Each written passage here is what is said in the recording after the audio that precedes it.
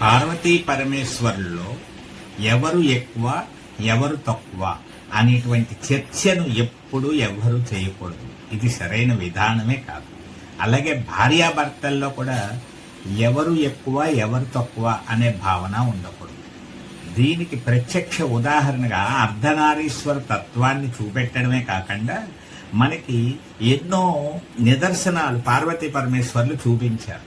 వాటిలో మొట్టమొదటిది తీసుకున్నట్లయితే మీరు విజయవాడ కనకదుర్గాదేవి ఆలయానికి వెళ్ళినట్లయితే అక్కడ అంతా అమ్మవారికే ప్రాధాన్యత వస్తూ ఉంటుంది.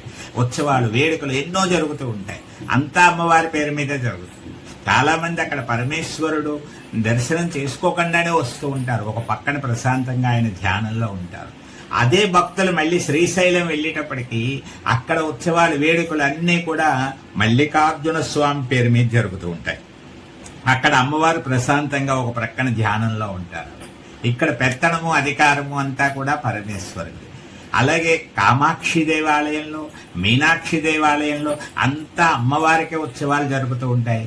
కాళహస్తిలో మరలా శివుడికే జరుగుతూ ఉంటుంది. ఈ విధంగా మనం జాగ్రత్తగా చూసినట్లయితే ఒకచోట ఒకరు ప్రాధాన్యత వహిస్తారు, మిగతా వారు వెనుకుంటారు. ఇద్దరు కలిసి ప్రాధాన్యత వహించవలసిన సందర్భాలు ఉంటూ ఉంటాయి. కాశీలో అన్నపూర్ణాదేవి, విశ్వేశ్వరుడు ఇద్దరికీ బ్రహ్మాండమైన ప్రాధాన్యత లభిస్తూ ఉంటుంది.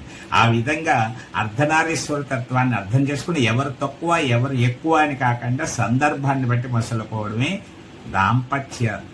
అన్యోన్య దాంపత్య రహస్యం.